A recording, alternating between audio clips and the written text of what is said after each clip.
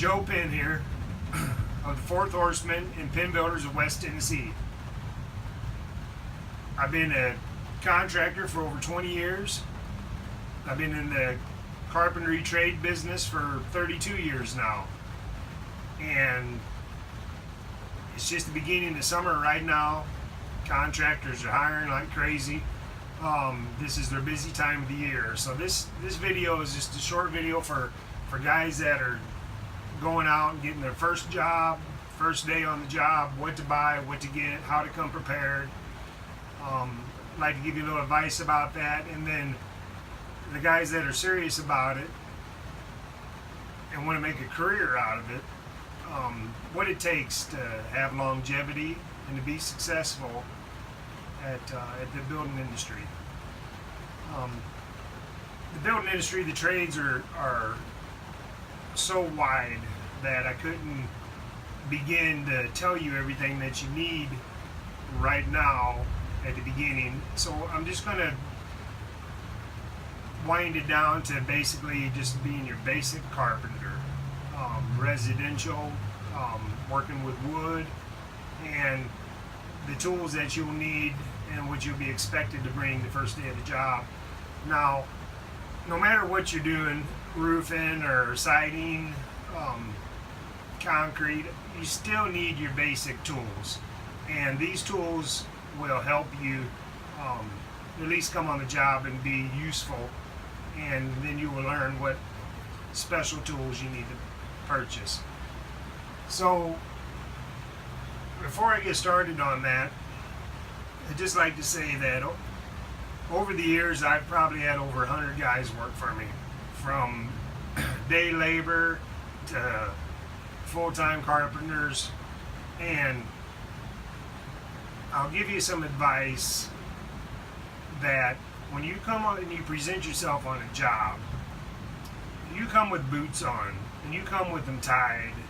You don't come with tennis shoes on or boots that are unlaced, and sometimes I've even seen them with no laces on them, because I guess they think that's cool to not have no laces on them and the tongue of the boot sticking out.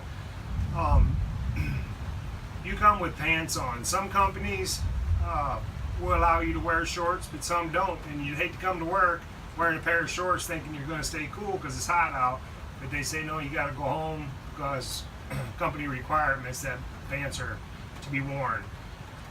As far as your dress attire, I mean, if you look like you're slinging drugs, don't even come on the job. You leave that gangster stuff at home, the jewelry, the concert shirts. Come presentable, like a professional. You're representing not only yourself, but you're representing the company and to their customers. And if I have a nice home and I have carpenters working on it, I definitely don't want some hood that might be stealing my jewelry working in my house. So you want to come and you want to look respectable. If you got a hard hat, put it on straight. Don't wear it all cocked in one side. And if you're wearing a ball cap, same thing. Take pride in yourself and take pride in what you're learning to do in the company that you're working for. I've had guys come to the job, and I've been desperately trying to hire them in. And the second they come up, I look at them and no, I'm not hiring. And you just wasted 4 seconds of my life. So be professional, dress professional, dress clean, and leave your cell phone at home. You need to square that away in the morning with your girl. That, listen, from this time till this time, no cell phone. I'm not going to talk to you. I'm not going to text you. There ain't nothing a guy hates worse than paying a man and seeing him on the phone talking to his girlfriend. If you're a smoker, leave your cigarettes in the car. This is your beginning of your job. Once you get in and you learn what the rules are, and if they have a period or time or allow smoking, you may be able to take advantage of that. But I don't pay a guy to smoke, and I don't pay a guy to talk on the phone, and I pay a guy to work. And even if you don't know what you're doing on a construction site, there is always something to do. Whether it's picking up a broom or straightening up lumber, there's always something to do. I mean, you just stay busy, and that will supplement your lack of experience. And a hard worker that does not have the experience is still very valuable to a company. And these guys that come in and they say, hey, I just can't find no work. Well, you know, you look like you just got out of bed. You come onto the job, your feet are dragging, your body posture sucks, your shoulders are down. No wonder you can't find no work. The guys that come to the job, they got their tool belt, they look presentable, they're hard working, they're trying, even if they're doing something wrong, they're doing something. Those are the guys that you want to keep. And companies will start looking for you and stealing you from other companies. So it ain't even about finding work. Companies will find you if you're good. To get in your basic tools, first day on the job, and you're going to show up. You don't want to look like Bob the Builder, or that you don't know anything. So one of the first things that you're going to need is a decent tool belt. And a decent tool belt is going to cost you around $100. If you find one for $20 and it's got these little bitty bags and stuff on it, it's not going to work. And it's not going to be something that is going to last. You just wasted your money. So get yourself a decent tool belt. And when it comes to tool belts, they all have bags that you could outfit and to be for what you want them and how you want them to be set up for whatever application you're going to do. Some buckle in the front, some you can buckle in the back. I've had guys say, well, you got your buckle in the back, that's wrong. There's no right or wrong. You wear your tool belt whatever feels most comfortable for you.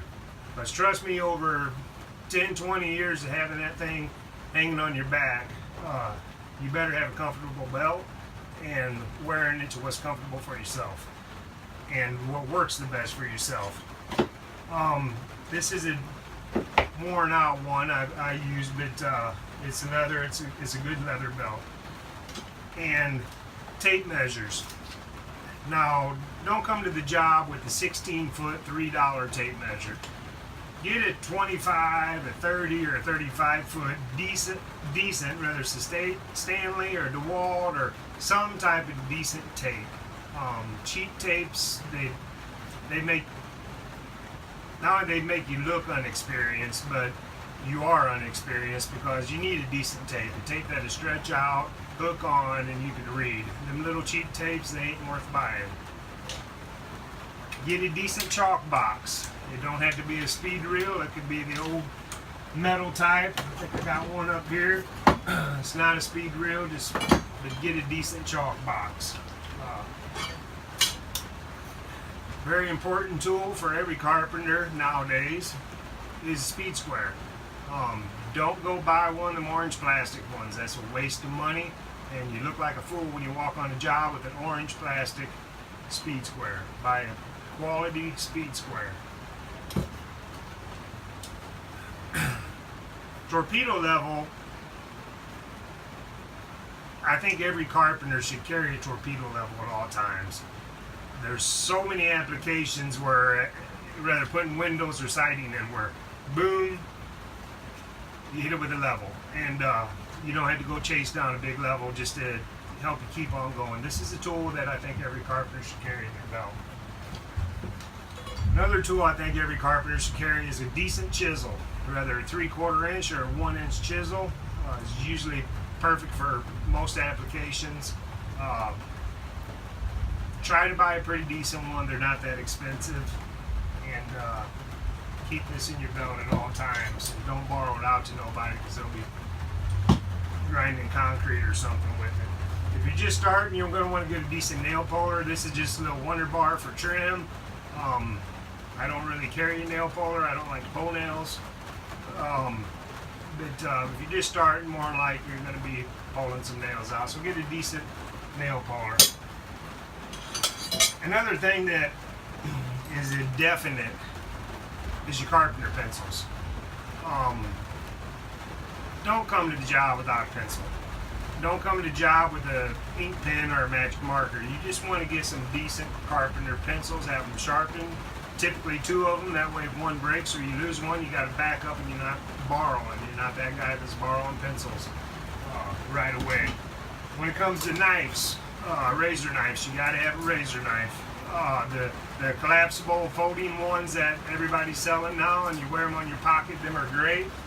But I still like an old-fashioned razor knife, because if you're doing siding, you're doing shingles, you're doing anything that you have to put a little force on, I like something that I can hold in my hand, and it gives me a good firm cut. And those other knives, they gum up if you're working with tar, shingles, things like that, and they're just not quite big enough sometimes to hold up for some of the more heavy cutting. When it comes to hammers, I think when it comes to hammers, it depends a lot on your build. This is a 28-ounce hammer. I've used these my whole life. It has a waffle head on it. It's good for framing, which I've actually have it almost smooth now. That's what happens to them. So I can still do trim work in decks and things like that with this hammer.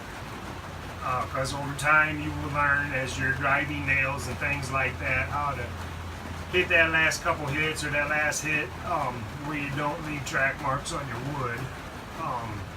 But whether you use a 22 or 28 or whatever size hammer you get, just get one that works for your body build. If you're a real small guy, you're probably not going to want a heavy hammer. It's going to wear your arm out. Don't go with the old homeowner hammer with the hard hook on. You just want a good framing hammer, something good for pulling nails. Whether it be steel or wood, I like these. Some guys like wood hammers.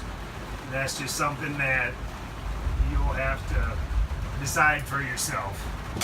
And there's many tools. I mean, this is my van. You can see I have probably every tool that you can think of, and that I get out for whatever particular job I'm doing. But these tools that I just went over with you on this tool belt is what I would expect, and I would think any reputable contractor would expect a new guy that's coming in as a beginner to have with you. I wouldn't expect him to have circular saws and sawzalls and right angle drills, things like that. I would just expect him to have a decent bag and be ready to go to work. I can't stress you enough about your presentation, and how your presentation and the way you carry yourself will affect your career, and your career as far as finding work and staying with the company. If you're one of these guys that are, say, a day labor, and you're going out and you're working for 10 different contractors and none of them's hiring you, there's a problem. The reason they're hiring day laborers is because they need guys, and they're looking. But the guys that are coming out, they're not hiring. And there's a reason why. So you may have to step back and look at yourself and look at what's going on around you and say, well, why aren't these guys, taking us on full time? Don't come into work and then one of the first things you say is, hey, at 3:30 I gotta go pick my baby mama up and do this and that. It's like, why don't you go ahead and go home now, and that way you're not late. You come to work, and you are married to that job. You are married to that job from the moment you start on the clock to the moment that you leave. And you're not on the phone, you're not worrying about anything else but your job and pleasing your boss or your foreman. And that is called professionalism. And it's also called being an adult. I mean, it's just part of life. If you want to be successful, you have to act successful. I mean, you have to be professional. I can't stress enough. A lot of young guys nowadays got bad work ethics, and that's, I don't know why. The generations have changed, but I just can't seem to. You can't seem to get guys coming on the jobs that already have a decent work ethic. So you have to teach them. And that's one of the reasons why